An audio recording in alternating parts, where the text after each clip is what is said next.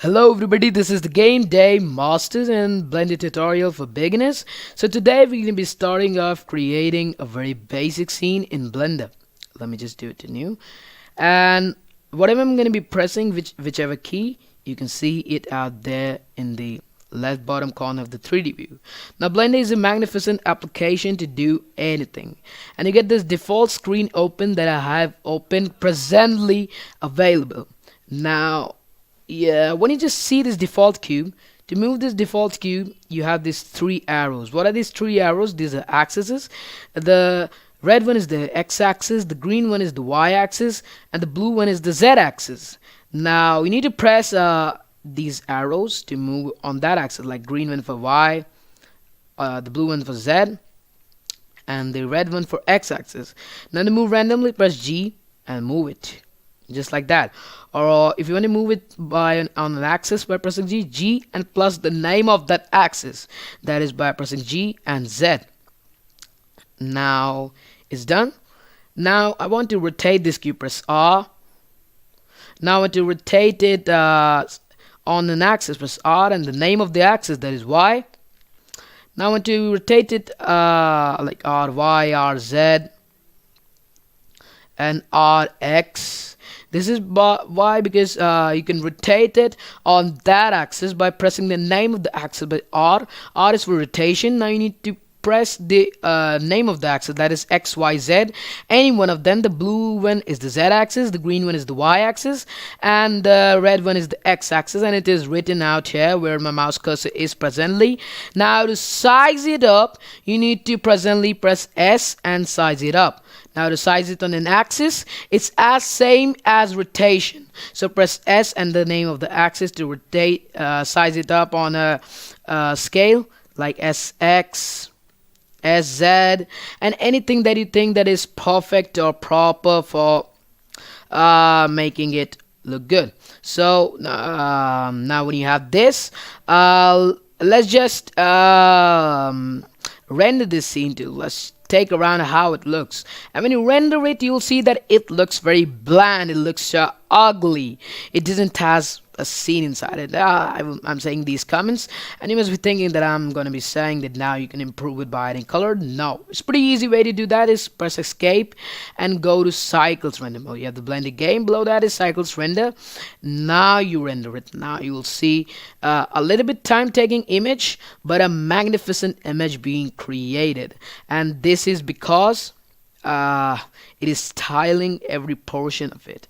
Now you will see that the cube created is more lively, better looking, but the time taking is a little bit more. Now you have this default cube. Now I want to delete this cube and move around to the viewport. So do one thing, go to file, user preferences, go to input and change the emulate 3-button mouse and emulate numpad. Now when you do that, you can just go closer by pressing plus, go farther by pressing minus, rotate by pressing 6, 5 for orthographic mode, 3 for right view, front view by 1, 2 by user perspective, 5 for, as I said, orthographic, and 4 for numpad. Now if you have a keyboard, proper keyboard, never do emulate numpad if you have 2 numpads. 8 to go rotate the other side of 2, 9 for rotating on axes. Now as I said, minus for going away, plus for coming in. I hope you're seeing it all here. Now I want to make a cup, as I said, so I'm going to be deleting this cube. So to delete it, I'm going to be pressing X, enter, and to bring in another object, I'm going to be pressing shift plus A. And the name of the object, like I want to bring this UV sphere. It's just like a round ball. Now press the smooth shading. So you will see that yeah, it is smooth, but you have this ridgy line. So we don't want that. We want it to be perfectly smooth. So go this wrench portion, this wrench, with the cube selected, and now go to add modifier and add a subdivision surface. Do it till 2, and you will see that it has smoothened around. Now don't apply this, you let it remain how it is and go to edit mode. Now edit mode is just like you have to select vertices and edit them. To go there, you press tab, or you go simply like this. Now edit mode, you can just select a vertex, edit it, or you can just select a line and edit it, or you can just select a face and edit it like this. Well, you can do all of these things. Now the multiple select things, I'm going to be telling you the way. So we are in vertex select mode. You can just flip by going out in line select and the cube face select mode. Now you need to press B, and yeah, it's done. By pressing now, you will see that yeah, it's done. When you press B, it will box selecting. And what does it do?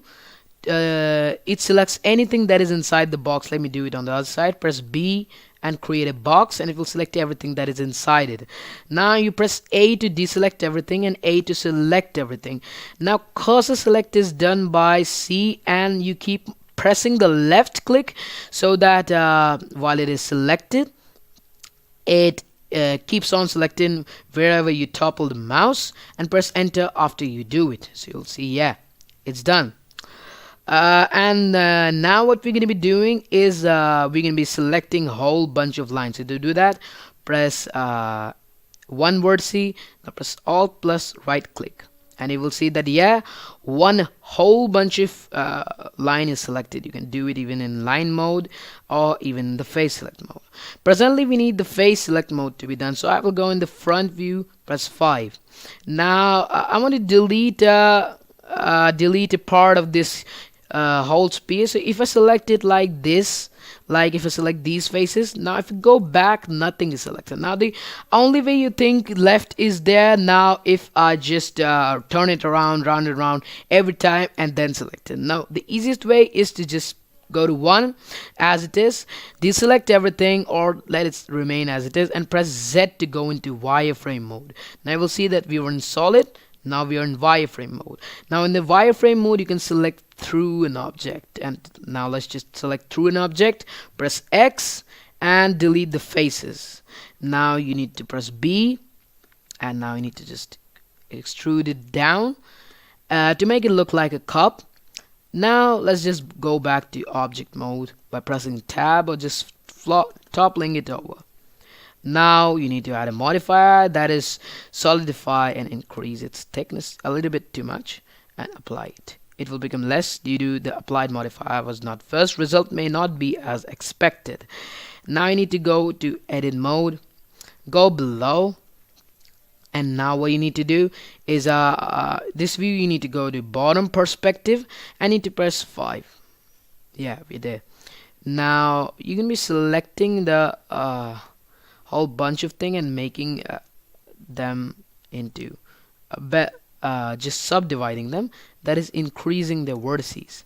And to do that, first of all, select everything that you had selected in the box select range, and now you need to just yeah, now I've selected it. Now you should, if you don't have this the column on the left hand side on the 3D view, press T to bring it. Now you need to go below, and now you need to press subdivide. What subdivide does is that it brings out the what I'm saying is that it just increases the number of vertices, so it's mostly used in editing. Now if you've done so now you select a vertex in any of these lines. You have these lines, select any one of them. Now you need to press Alt plus right click to select a bunch of them, go at the side, press E and extrude them upwards. Now what we created in this cup is the a kind of hole in the cup. What I mean to say is that when you have a cup, it's just very cylindrical, it's just like a spear, so you have to extrude it below so that it just remains on the table and it remains stable. Remains on the table and remains stable. Now if you see, it looks, because if you just keep it without this, it will just topple over, because a cup is like cylindrical. So that is why you create this portion. So now if you go to edit mode, we need to create the cup handle. So now just press 1 to go in the front perspective, press 5 and select any 4 of the cubes. these four of the faces that we see. Like I select these four and subdivide them. Now I need to select the faces inside these four faces. You need to select four. Now I need to go to 3, and now I need to press CTRL plus left click to do this magic. And what is this? It extrudes the selected part to the place where you want it to be extruded. Like I want it to be extruded till here, so I'm going to be extruding it till here. And I'm going to be just extruding it, bringing it up. But before that, let's just rotate it on the x-axis. So to make it straight, E, E, and rotate it on the x-axis. Now if you take a look inside, then you will see that this is protruding.